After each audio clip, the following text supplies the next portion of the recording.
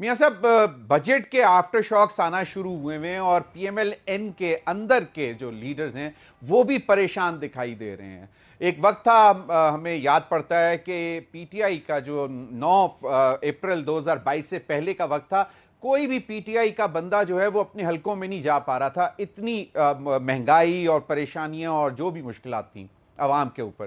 تو اب آپ کے اپنے لوگ بھی یہ کہہ رہے ہیں کہ میاں نواز شریف صاحب نے جب وہ پاکستان آئے تھے تو جو وعدے کیے تھے وہ ڈیلیور نہیں ہو پا رہے اور عوام جو ہے وہ بہت بے چین ہے. بلکہ آج بلاول بھٹو زرداری صاحب بھی یہ فرما رہے تھے کہ جو ٹیکس لگے ہیں وہ غریبوں پر زیادہ لگے ہیں بنسبت امیروں کے, اور اتنے ٹیکس نہیں لگنے چاہیے تھے غریبوں پر. تو میاں صاحب کیا کہتے ہیں, کس طرح یہ آفٹر شاکس کو کس طرح برداشت کیا جا رہا ہے؟ تو آپ نے بات کی ہے نا کہ ایک وقت تھا کہ پی ٹی آئی کے لوگ اپنے حلقوں میں منہ چھپاتے پھرتے تھے, نہیں جانے کی پوزیشن میں تھے, تو 6-7 ماہ 8 ماہ رہ گئے تھے باقی اس کے ٹنور میں, تو کیسے وہ الیکشن میں جا سکتا تھا. یہ جب میں بات کرتا ہوں نا کہ ماحول بنایا گیا, جو عالمی ایجنڈا وہ لے کر آیا تھا وہ ماحول بنا کے ہی پورا کیا جا سکتا تھا. اگر یہ غیر مقبول ہو جاتا, اس کے لوگ ٹکٹ لینے والا کوئی نہ ہوتا, تو پھر جو کچھ ادارے کے ساتھ کر رہا ہے, یا جو کچھ آج کر رہا ہے, ایک کانگریس 90% لوگ اس پہ متفق ہو کے قرارداد پہ وہ سائن کرتے ہیں, پاس کرتے ہیں, وہ کس طرح ہوتا. میاں صاحب آپ یہی کہہ رہے ہیں نا, تو یہ اب جہاں تک میاں صاحب آپ کا کہنے کا مطلب ہے کہ ایک فورن ایجنڈا تھا جو بانی P T I chairman Imran Khan صاحب جو ہے وہ اس کو امپلیمنٹ کرنے میں کامیاب ہو گئے.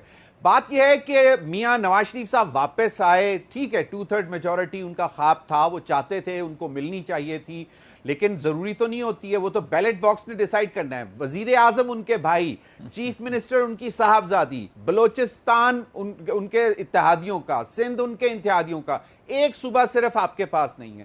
تو ابھی یہ جو آفٹر شاکس ہیں اس کا سارا ملبہ جی نہیں ضمیر حیدر, جب آپ یہ بات کرتے ہیں نا تو بڑا دکھ ہوتا ہے کہ آپ جو میں بات کر رہا ہوں اس کو سمجھنے کی بجائے, دیکھنے کی بجائے, اس پہ سوال کرنے کی بجائے جب اپنا ایجنڈا آپ پیش کر دیتے ہیں تو وہ پھر بات اس طرح بنتی نہیں ہے.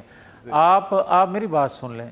بات یہ ہے کہ نواز شریف کو ہٹانے کے لیے کس طرح ذرائع ابلاغ استعمال ہوتے ہیں اور عمران خان کو مقبول بنانے کے لیے کس طرح ذرائع ابلاغ استعمال ہوتے ہیں, بات تو میں یہ کر رہا ہوں.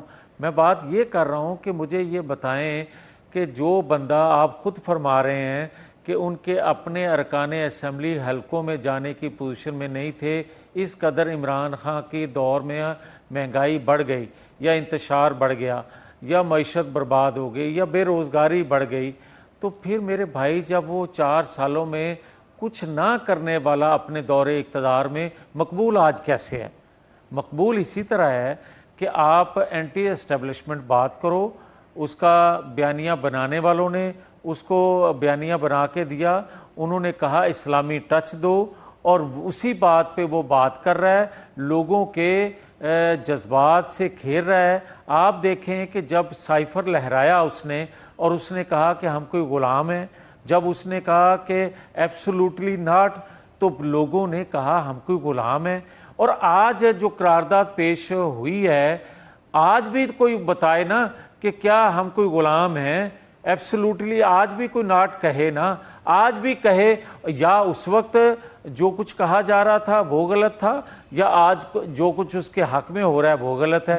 تو میں یہ کہنا چاہتا ہوں کہ بات برابر ہو گئی, کیونکہ میاں نواز شریف صاحب نے جو 2017 پروبلی 27 جولائی کو جو فیصلہ آیا تھا, اس کے بعد جو انہوں نے آواز لگائی تھی کہ مجھے کیوں نکالا, اور جو وہ نیریٹو لے کر چلے, اور جو مقبولیت تھی اس وقت وہ تو بہت اوپر تھی, عروج پر تھی, تو یہ دونوں پلڑے تو پھر برابر ہو گئے. چلیں آپ بالکل صحیح کہہ رہے ہیں کہ ایک ذرائع ابلاغ باقاعدہ استعمال یہ بھی غلط ہے یا وہ خود کرتے ہیں.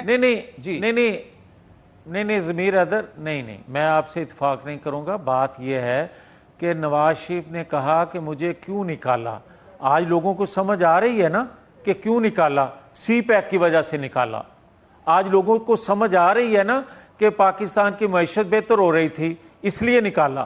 آج پاکستانی قوم کو پتہ چل رہا ہے نا کہ دہشت گردی کا خاتمہ کیا. آج سمجھ آ رہی ہے نا کہ کیوں نکالا. آج اگر نہیں سمجھ آ رہی تو یہ نہیں آ رہی کہ سائفر لہرانے والا اور اس کے حق میں قراردادیں منظور اسی کانگریس سے, اسی ریاست سے جو ہو رہی ہیں, یہ سمجھ نہیں لوگوں کو آ رہی کہ یہ کس کا ایجنڈا پورا کرنے کے لیے یہاں لایا گیا ہے اور پاکستانی قوم کے نوجوانوں کے جذبات سے کس طرح کھیل رہا ہے. یہ آج تک ابھی سمجھ نہیں جو چیز آ رہی وہ یہ ہے جو سمجھانے کی ضرورت ہے ذرائع ابلاغ سے. صحیح.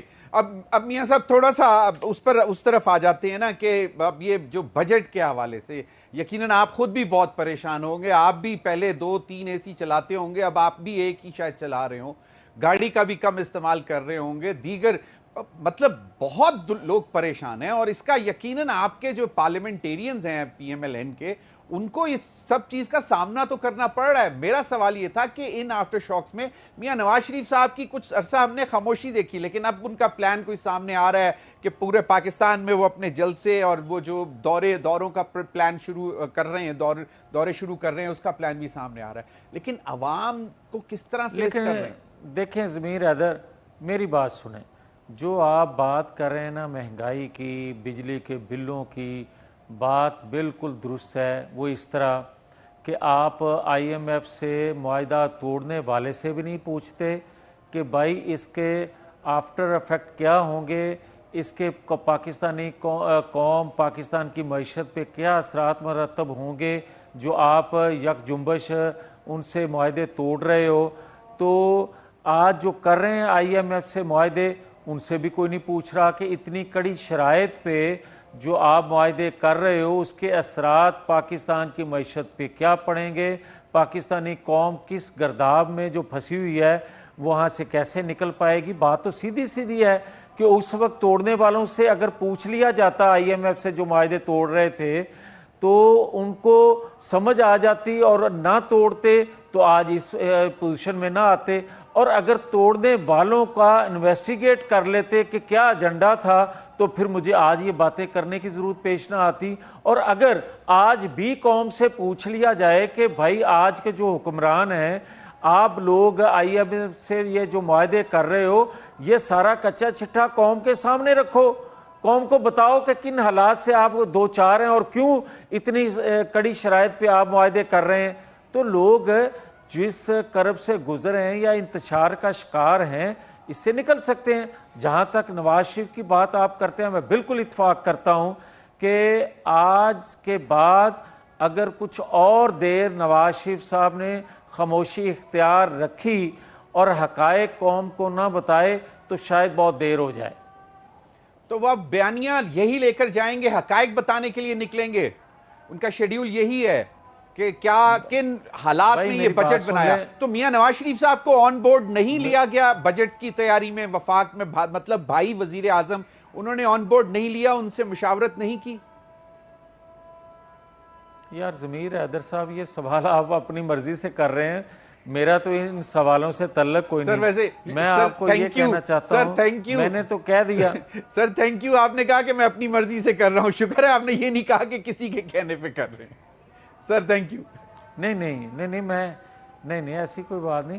یہ آپ سوال جو اپنی مرضی سے کر رہے ہیں, میں یہ آپ کو کہنا چاہتا ہوں اور جو کہہ رہا ہوں کہ دیکھیں جو حالات ہیں پاکستان کے, اس سے ایک رہنما کو, ایک رہبر کو, ایک لیڈر کو اور ایک مسلمان لیڈر کو جس سے قوم کی توقعات وابستہ ہوں, اس کو آج نہیں تو لیٹ ہو جائیں گے, دیر ہو جائے گی.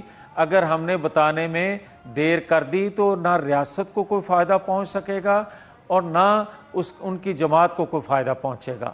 تو میں یہ کہنا چاہتا ہوں کہ اس انتشار سے بچانے کے لیے اب قوم کو نواز شریف سننا چاہتی ہے, اب قوم نواز شریف کی زبان سے سننا چاہتی ہے, تو ان کو بتانا چاہیے سب چیزیں.